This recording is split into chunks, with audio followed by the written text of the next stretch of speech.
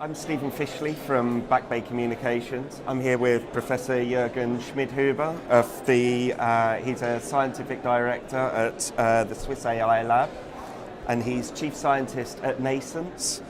He is also widely known as the father of AI. Jürgen, very nice to meet you, and thanks for sparing the time to talk with us. Just wanted to start by talking about the current real-world problems that AI is solving, where it's being utilized at the moment. Everybody has a piece of our AI in his pockets.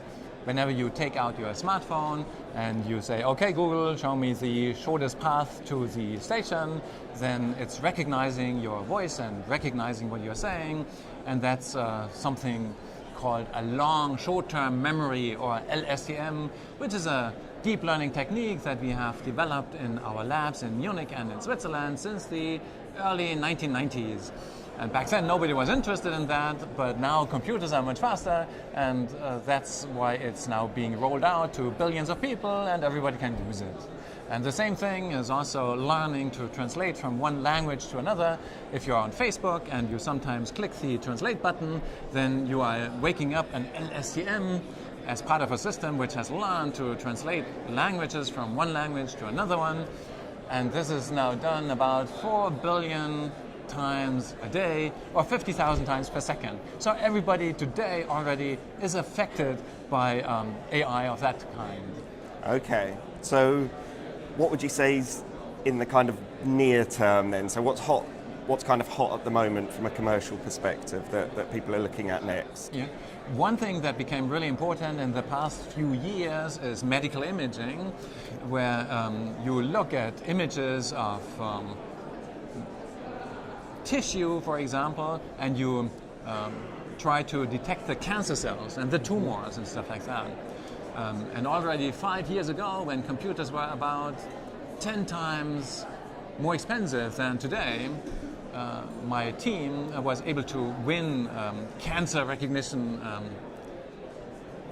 competitions like that. And today we can do 10 times as much for the same price. Now, in the not so distant future, all of medical diagnosis is going to be superhuman. And why? Because these deep neural networks, they can learn from lots of data, from much more data than what can be seen by a single human doctor. They can learn to become better than humans.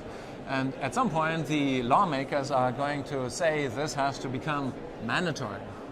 Okay, interesting. And are there any other sectors beyond medical imaging and the medical industry that you would say that AI is applicable to or could become applicable to? Yes. So currently what we see is that most of the profits in AI are in advertising. Okay. The most valuable, or some of the most valuable companies in the world, such as Google and Facebook, they basically use passive observation, pattern recognition to solve all kinds of problems that are important for advertising companies. For example, Facebook is looking at your previous interactions with Facebook and is trying to predict which newspaper articles are you going to like most, such that you stay longer there, which advertisements are going to be of interest to you, and so on. And the same is true for Google and other search engines like Baidu and whoever. But advertising is only 1% of the world economy. There's a much bigger part of the world economy which is building machines. And this is not yet dominated by AI, but it's going to be dominated, because in the not so distant future, these superior pattern recognition abilities that we already have through our deep learning neural networks, they are going to be combined with manipulators, with robots that have fingers to do all kinds of things, and they are going to learn things. And I think in not so many years, for the first time, we will have little robots that we can teach like kids to do certain things. For example, look here, robot. You have to take this screwdriver here and you have to do it like this and assemble this smartphone. No, not like this.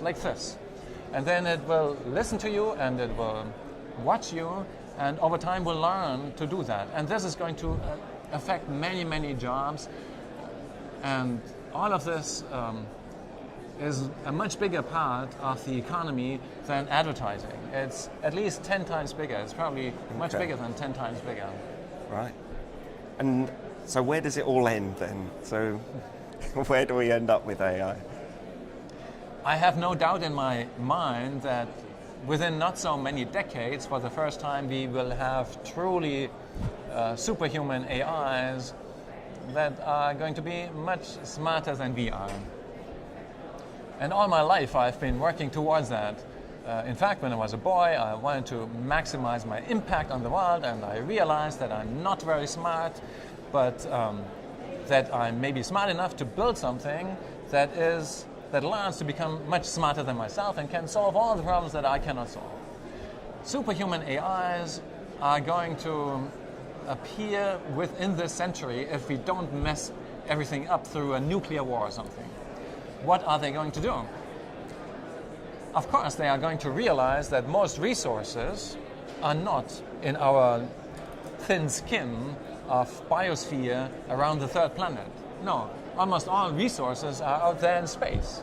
So, of course, the AI civilization is going to set itself its own goals, and AIs can set themselves their own goals because they already have done that for years in my lab, and they are going to expand where the resources are.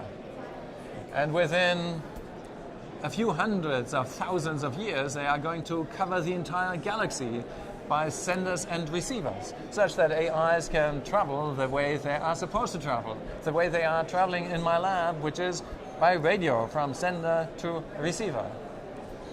And the universe is going to become intelligent, but it's going to become intelligent in a way where humans cannot follow.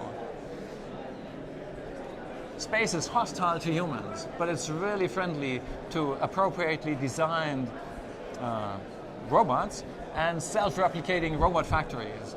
And the expanding AI sphere is going to acquire more and more resources in terms of matter and energy, and therefore computational power.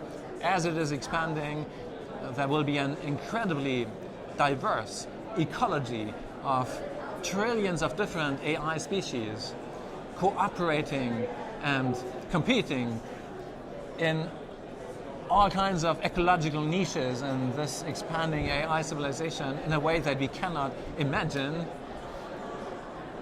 But generally speaking, I think it's clear that within not so many decades, we will see the beginnings of this next step of the universe from lower complexity towards higher complexity. And we are at the moment really important to make that happen. So in that sense, let's not mess it up. Okay. We won't remain the crown of creation, but that's okay because we still can see beauty in realizing that we are part of a grander scheme that leads the universe from lower complexity to higher complexity. And it's a privilege to live at a time when we can witness the beginnings of that and contribute something to it. Okay, that's absolutely fascinating. Thank you very much, Jürgen. Well, it's a pleasure. Cheers. Thank you. Thank you.